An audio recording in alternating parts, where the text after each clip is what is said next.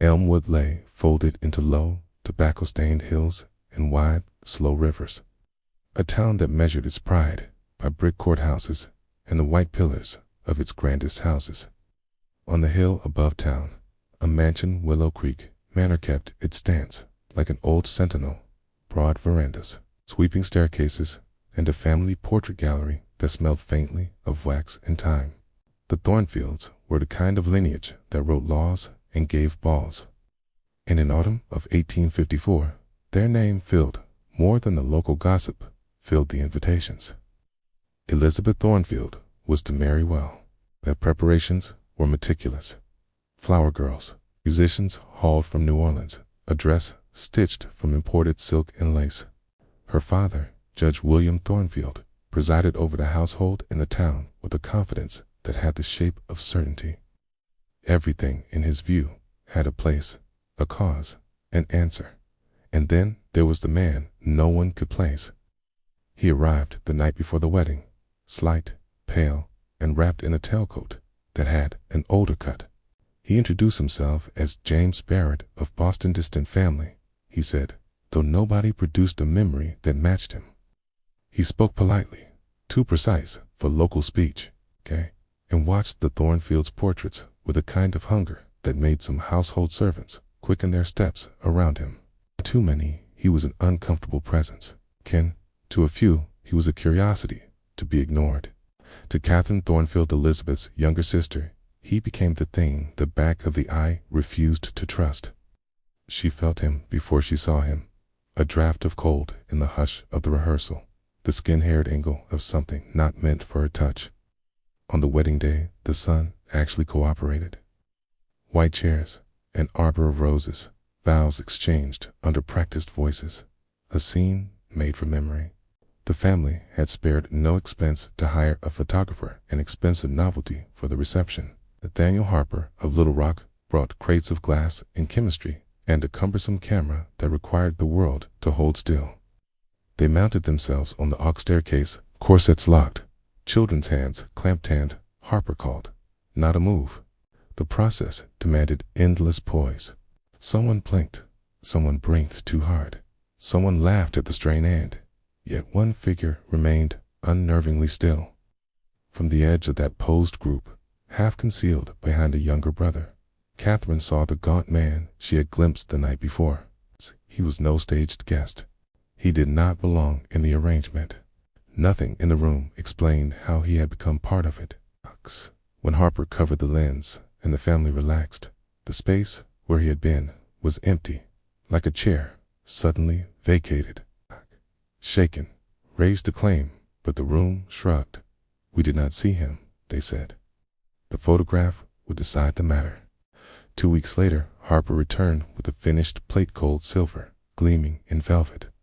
On the downward sweep of the surface, where you would expect only the judge's stern cast and the newlywed couple's smug smiles, there he was, a tall, hollow-cheeked man in a dark coat, eyes that seemed to look through the camera at something beyond.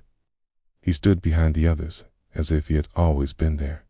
The verdict of a chemical, permanent plate was cruel. The camera, everyone agreed, did not deceive. Judge Thornfield bristled at superstition. He entertained hypotheses that fit into the margins of reason.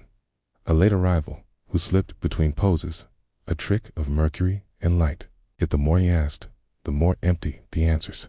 No one in Boston or in the records his letters turned up could identify the man as any living acquaintance. Morning coffee at Willow Creek turned into night-long drafts of letters. The more the judge hunted, the more the trail thinned. No directory listings, no parish records, no business notice. The photograph indeed suggested a man had been present. The world paper, ink, and ledger suggested otherwise. The Thornfields attempted to resume ordinary life. The figure kept returning, always in the margins, always visible, first to a few of the women, and always in images. At a christening in Little Rock, another plate delivered another impossible guest.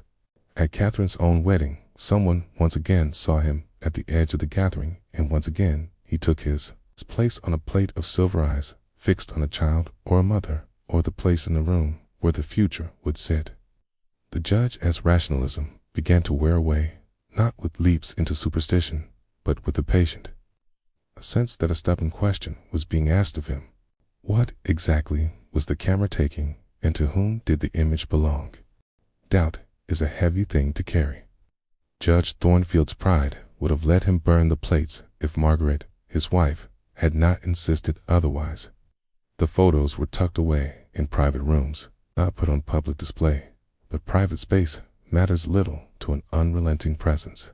The Thornfield household found itself tracking moods and shadows, an unexpected chill at a celebration, a child's insistence on reaching for an old woman's jewelry, a domestic servant who swore the parlor had felt watched. Then, a thread of ordinary life tugged free a clue. Margaret Thornfield, rummaging one evening for a handkerchief, unlatched a gold locket she had worn for years without thought. She had been given it by her father after a trip to Boston in 1852. An elegant oval with a small folded square of paper tucked inside. That flimsy square was not a miniature portrait as they expected.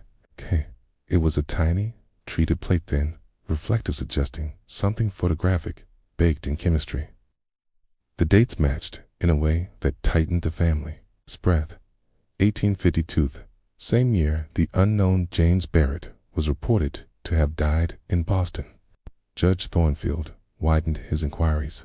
A private investigator in Boston dug up an auction catalog from the spring after a photographer's death.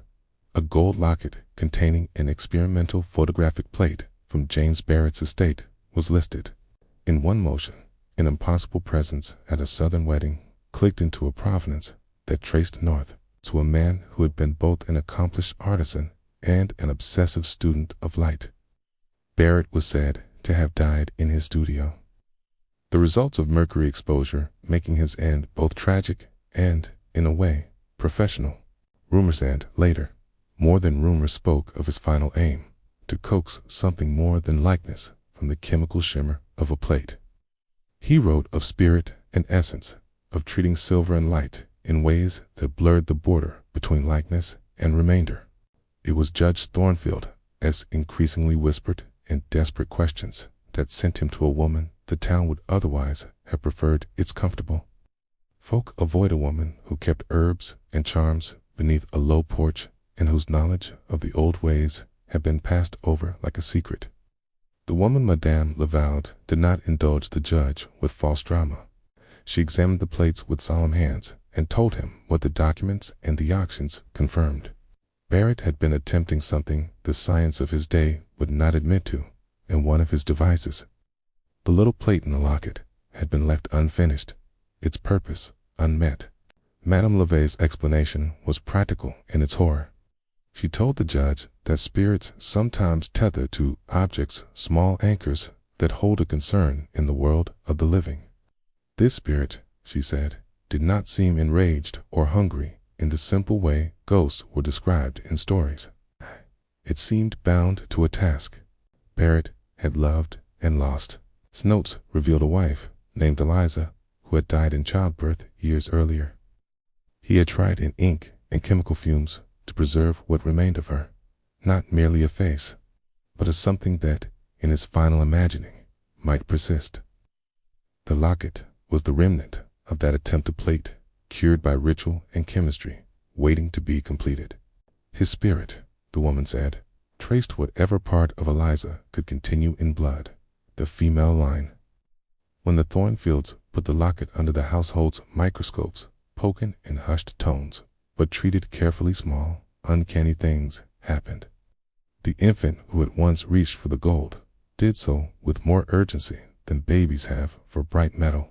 Once, at a christening, Margaret found the locket prickling warm at her throat. Other times, merely holding it filled its keeper with dreams, the smell of solvents and the image of a small Boston studio full of glass and clinking jars. Barrett's journal, later unearthed among his papers and sent north to south with difficulty, made the picture worse. He wrote of augmenting plates and of a final attempt to place something of Eliza into a small piece of treated metal.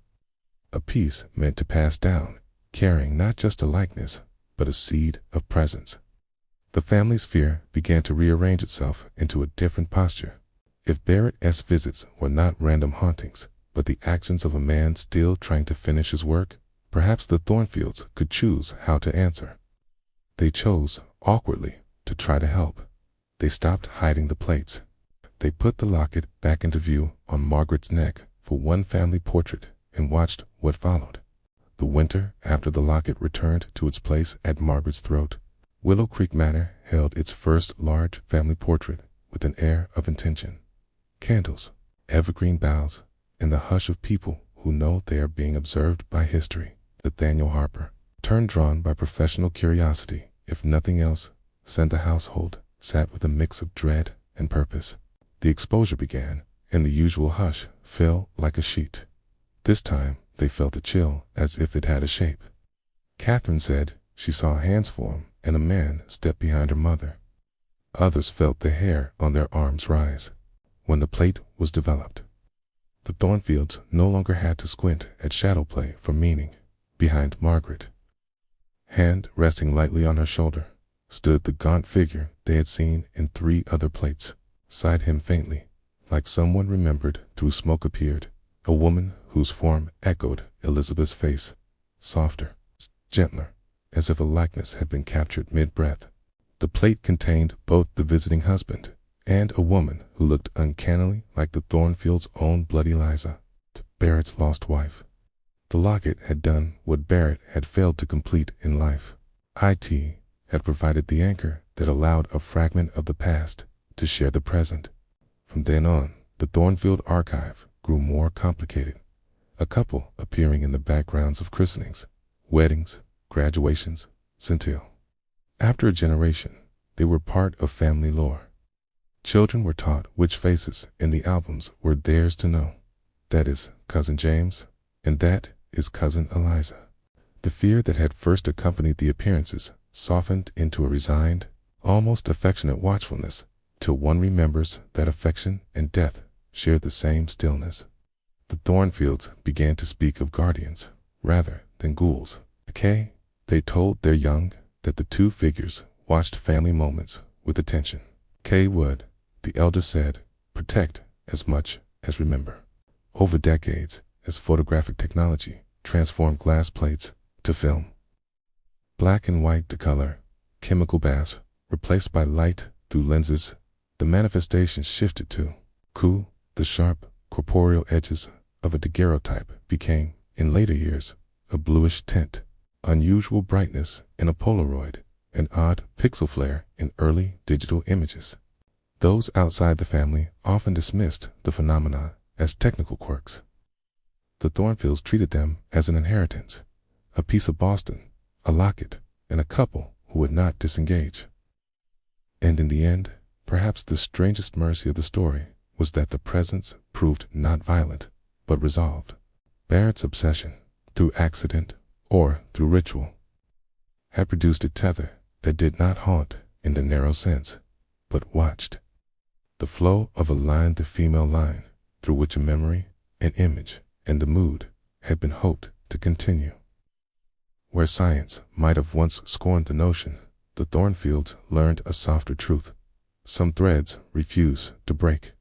The locket passed down from woman to woman. The plates were kept with care.